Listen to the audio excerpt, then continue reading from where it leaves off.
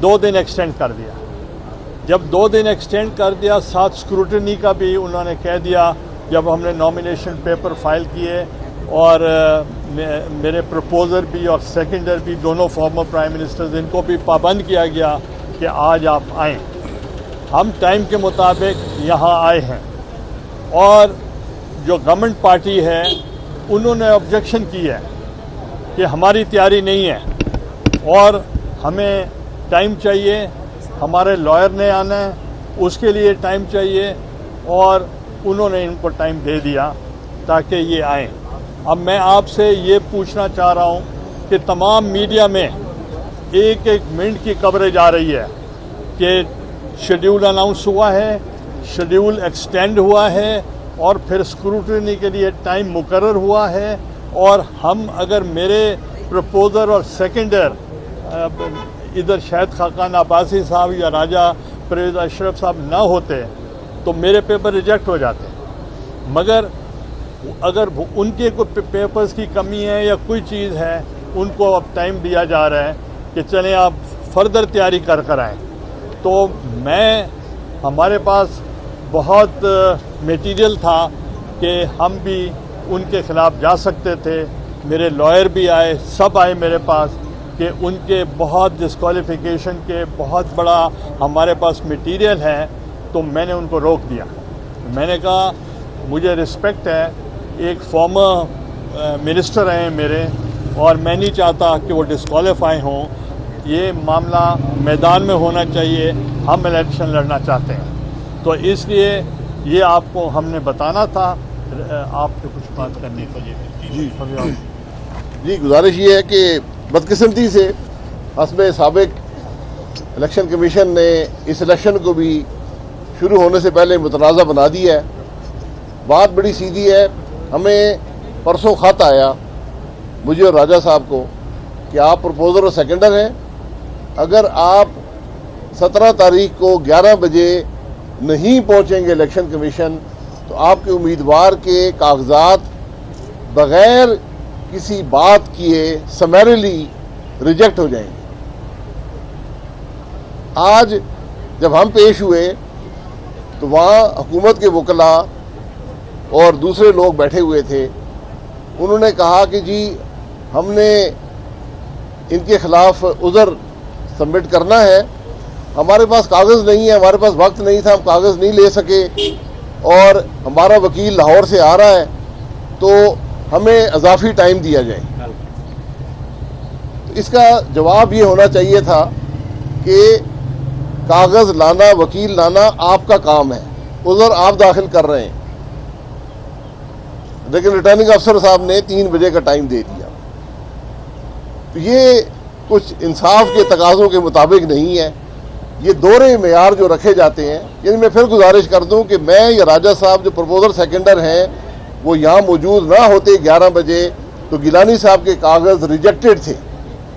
उधर दाखिल करने वालों के पास ना कागज़ है ना वकील है, उनको टाइम दे दिया गया। तो फिर पाकिस्तान के लोग देख रहे हैं, वो खुद समझते हैं कि मुल्क में क्या हो रहा है। यही खराबियाँ हैं जिसके बारे में हम बार बार बात करते हैं। आज बदकिस्मती से इलेक्शन के प्रोसेस को सेनेट के हुए आज 5वां दिन है और ये प्रोसेस मुतनाज़ा हो चुका है। मैं एक पॉइंट ऐड करना चाह रहा हूँ कि हमारे कई ऑनरेबल मेंबर्स हैं जो जेलों में हैं।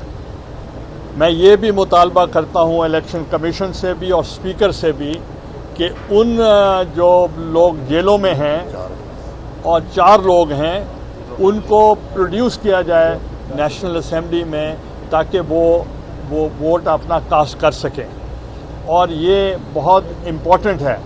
और दूसरा मेरा पॉइंट ये था कि ये जो इलेक्शन हो रहा है उसके अंदर अब सहारा लिया जा रहा है, कभी कभी जुडिशरी का और कभी और सहारे लिए जा रहे हैं। हम भी सारी ज़िंदगी इलेक्शन लड़ते रहे हैं और सीनियर पार्टी के अंदर हैं। तो आप मुझे बताएं कि कभी सेनेट में इतना शोर शराबा हुआ? ये पहली दफ़ा ये है कि आज शोर शराबा हो रहा है और एक ही सीट है उसके ऊपर इतना ज़ोर लग रहा है। तो हम तो فری فیئر الیکشن چاہ رہے ہیں.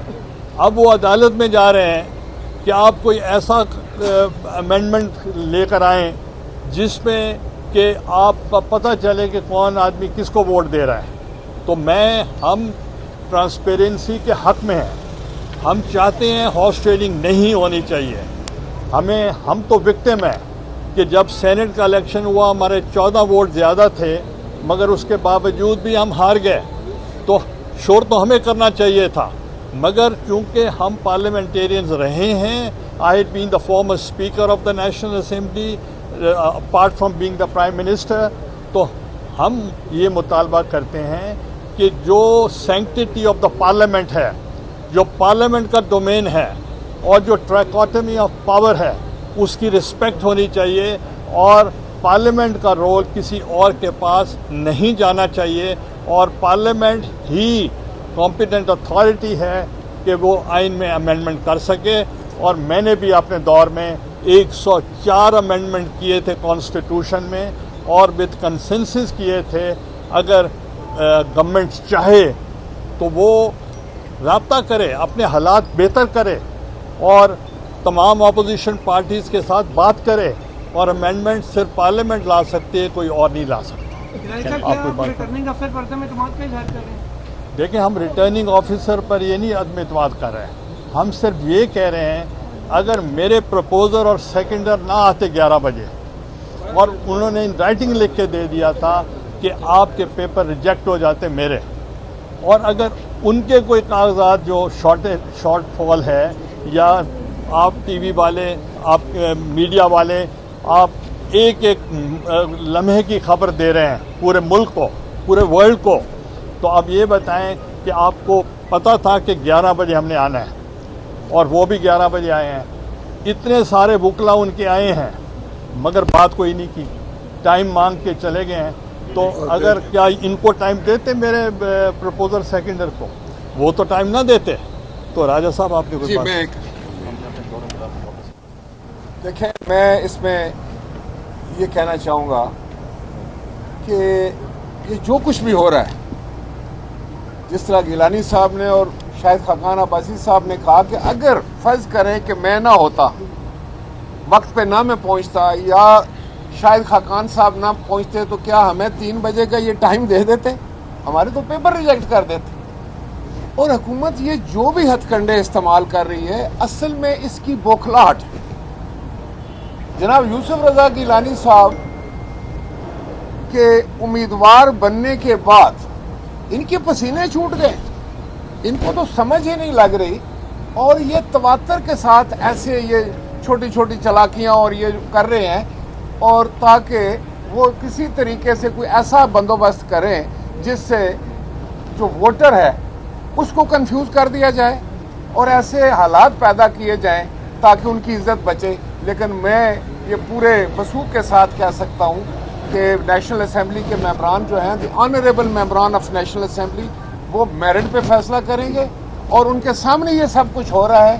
اور میں سمجھتا ہوں کہ انشاءاللہ تعالی یوسف رضا گیلانی صاحب کی کامیابی جو ہے وہ یقینی ہے. بہت شکریہ. جی ایک بات میں آخر میں پی ڈی ایم کے حوالے سے کر دوں. پی ڈی ایم اس بات پر متفق ہے کہ پاکستان کے آئین میں ترمیم کا حق صرف پاکستان کی پارلیمنٹ کو ہے, کسی اور کو نہیں ہے. نہ سپریم کورٹ کو ہے, نہ الیکشن کمیشن کو ہے, نہ حکومت کو ہے. کسی چور دروازے سے آئین کو امینڈ کرنے کی کوشش کی ہم مکمل مخالفت کرتے ہیں. پاکستان کے عوام مخالفت کرتے ہیں, پاکستان کی تاریخ مخالفت کرتی ہے, اور یہ بہت بڑی زیادتی ہوگی کہ اگر کسی چور دروازے سے آئین کو امینڈ کرنے کی کوشش کی گئی. آئین آپ نے امینڈ کرنا ہے, گیلانی صاحب نے جس طرح کہا اس کا ایک طریقہ کار ہے. پارلیمنٹ میں بل لے کر آئیں, اس پر ساری پارٹیاں بیٹھتی ہیں, اس پر فیصلہ کرتی ہیں, کنسنسس سے آئین امینڈ ہوتے ہیں. اس طریقے سے آئین امینڈ نہیں ہوتے کہ آپ آرڈیننس کے ذریعے آئین امینڈ کرنے کی کوشش کریں. پی ڈی ایم اس سارے پروسیس کو جو آئین امینڈ کرنے کی کوشش ہے ریجیکٹ کرتی ہے اور اس کی مکمل مخالفت کرے گی. میں آج ہماری پی ڈی ایم کی جماعتوں نے اور جے یو آئی نے اور پاکستان پیپلز پارٹی نے ضمنی الیکشن 3 جیتے ہیں. میں اس پلیٹ فارم سے ان کو مبارکباد پیش کرتا ہوں. جی صاحب، ایک سوال ہے کہ ویڈیو سکینڈل ابھی کچھ عرصہ پہلے سامنے آیا، اس سے ظاہر ہے پارلیمنٹ کی ہی بدنامی ہوئی، پارلیمان پہ اعتبار کرنے والوں کو بھی بڑا دھچکا لگا. حکومت کی جانب سے ایک آئینی ترمیمی بل پیش کیا گیا جس کی آپ لوگوں نے بھرپور مخالفت بھی کی ہے. کیا اب آپ آفر کریں گے کہ سینٹ انتخابات جو کہ 3 مارچ کو ہو رہے ہیں اس سے پہلے اگر حکومت رابطہ کرتی ہے تو کیا آئینی ترمیم کریں گے آپ لوگ؟ اسکینڈل میں پیسے لینے والے پی ٹی آئی کے، پیسے دینے والے پی ٹی آئی کے، بندوبست کرنے والا پی ٹی آئی کا، گھر پی ٹی آئی والے کا، پارٹی کا جو اس وقت صدر تھا وہ آج ملک کا وزیر اعظم ہے، تو یہ خریدنے والے بھی پی ٹی آئی کے.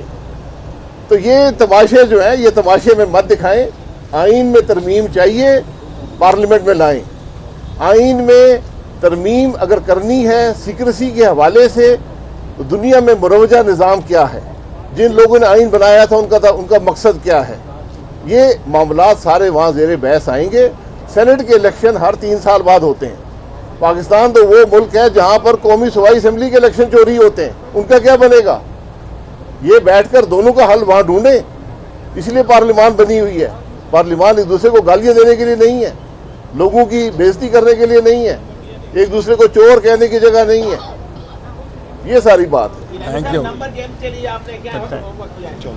دیکھیں لوگ ضمیر کے مطابق ووٹ کریں گے انشاءاللہ. یوٹیوب پر گوگلی ٹی وی دیکھنے کے لیے youtube.com کی سرچ بار میں گوگلی ٹی وی ٹائپ کریں.